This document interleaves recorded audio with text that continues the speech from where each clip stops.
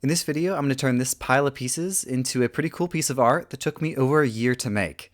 So stick around and I'll show you how I did it.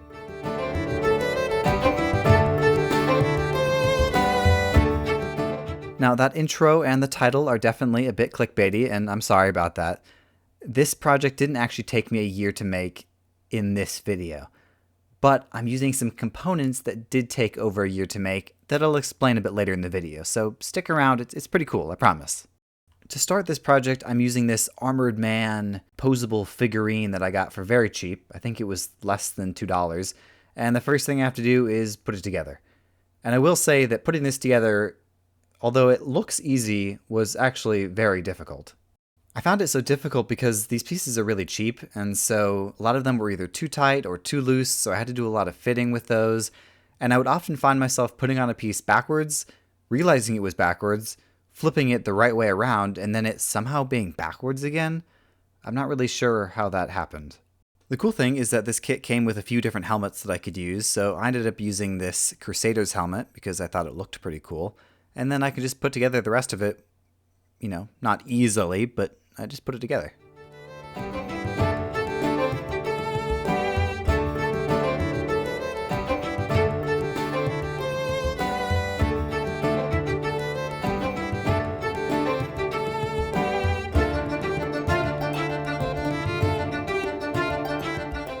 It came with this plastic cape, which is fun, but I don't need it, so I'm going to take it off because I'm going to add my own cape. I also take off the pauldrons because I don't really need those. They just kind of got in the way of the cape, and I'll use those for another project. I get my knight in plastic armor to the position that I want, and then using some super thin super glue, I can lock the elbow joints, the wrist joints, the knee joints, and the ankle joints in place to make it easier for the next step.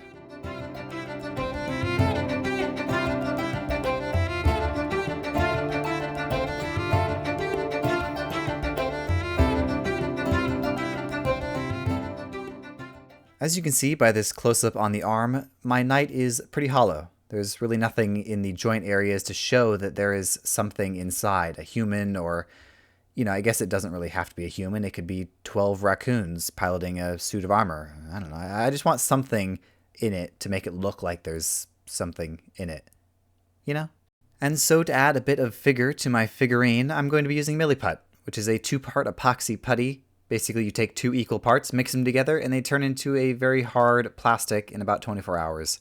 To help me with my sculpting, I'll be using these silicone-tipped tools and a bit of this isopropyl alcohol to help smooth everything out. So I mix up a batch of Milliput and I just start adding small pieces into the joints until I get the basic shape that I want. I give him a bit of muscle mass. And he says he's all natural, but I think the local alchemist has been giving him a little bit more than just healing potions, if you catch my drift. Either way, now that I have the basic shape in there, I can start using the alcohol and my fingers to smooth out the basic shape of a form inside. Then using the tools, I can get into the harder reach areas that my fingers just can't reach. I use this technique on all the joints that I want filled out, so the elbows, the wrists, the ankles, the knees, and also the neck, which you'll see in a bit. And this is a very similar technique to what I did on the first bot build of 2026, where I used this 2-part epoxy putty to make some rubber boot covers that covered up the joints. And you can watch that video here once you're done with this one.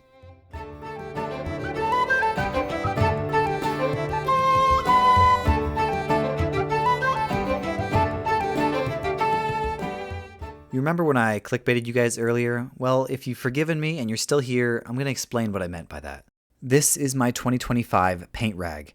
Every project that I worked on in 2025 has its mark on this piece of cloth.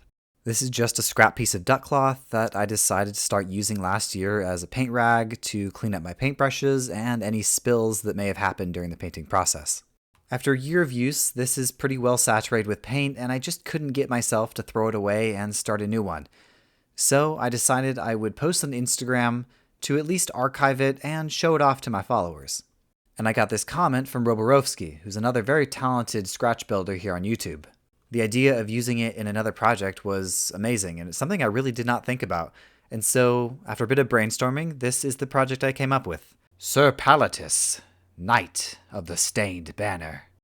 Like artist palette, Palatus. Anyways, let's actually turn this canvas into something that my little knight can wear. So I make a few patterns, a cape, a tunic, sort of a tasset or a skirt, and then a banner. I trace the patterns out onto the cloth using a pen, and then I can cut them out using some fabric shears. Now for all you historical knight purists out there, this is definitely not historically accurate. It's just something that I thought would look cool.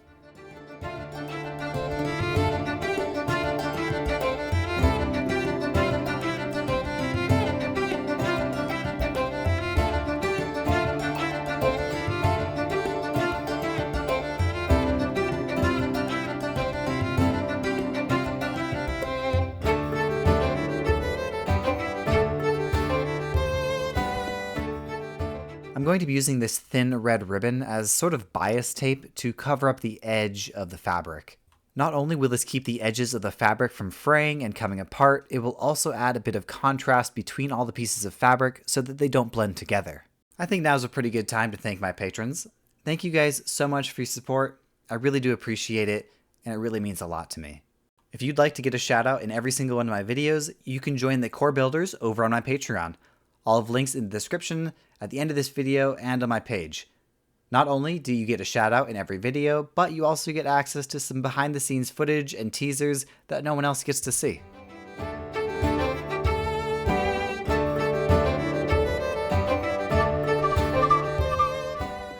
Around the neckline, it would be a bit too tight to add the ribbon, so I lock it in place with a bit of super glue to make sure it doesn't unravel, and then I use this red paint pen just to look like the ribbon. I continue adding ribbon around the edges of the rest of my pieces, and then I add a small dart in the top of the cape, glue it together, and this will give a slight bit of shaping to it just to help fit around the neck. I wanted to be able to pose the cape later, so I'm going to add a bit of wire to the inside edges of the cape and then cover it with more of that ribbon. If you are liking what you're seeing, please consider dropping a like, consider subscribing, sharing, and commenting on this video, or commenting elsewhere and sending it via carrier pigeon. I don't know, whatever floats your boat.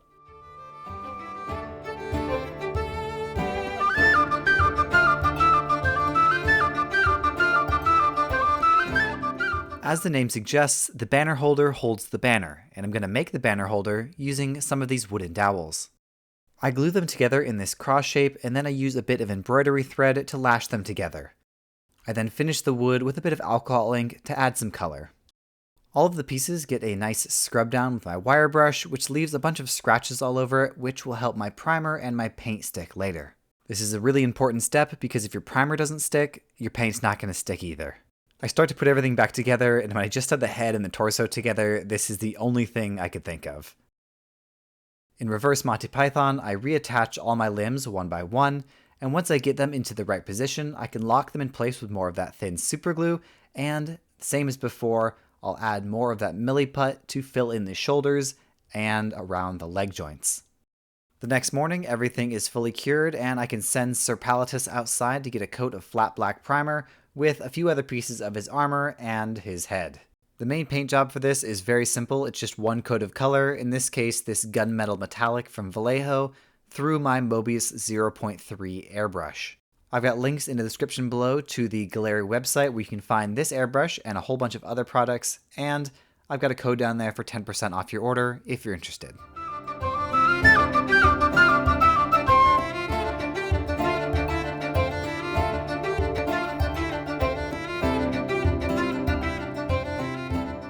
The weathering for this build is also very simple. I'm just starting with a black wash. This is a mix of black acrylic paint, water, and a bit of isopropyl alcohol, and I just do a thin coat over everything. Because I thin this down pretty good, I don't have to dab it away, I just leave it on this time. I should have done this before the weathering, but I forgot, so I'm just going to use this gold and add a bit of detail to the helmet. It's a small addition, but I think it adds a nice contrast. Next, I move on to this Tamiya Weathering Master kit. I like to call it the eyeshadow kit of weathering, and that's exactly what it is. It's a couple of highly compressed weathering pigments, and I just use this makeup sponge brush and rub it into all the faces and corners of my armor.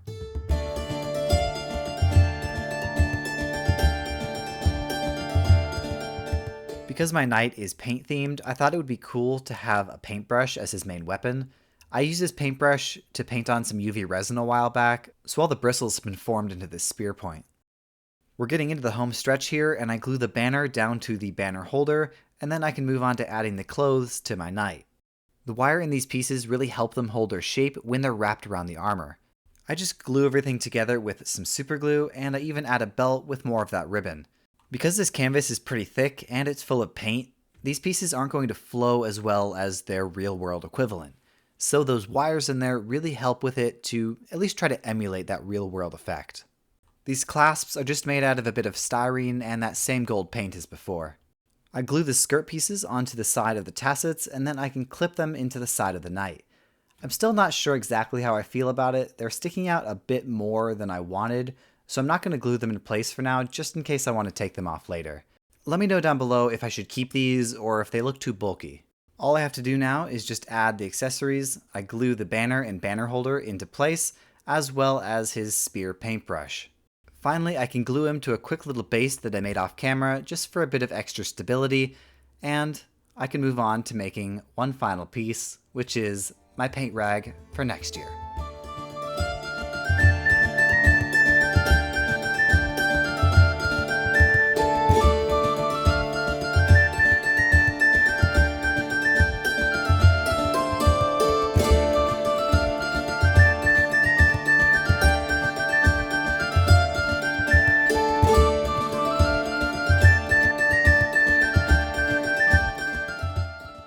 Hey, thanks for sticking around to the end of the video. I hope you enjoyed it. This was a fun little project, somewhat easy, but also a bit challenging in ways.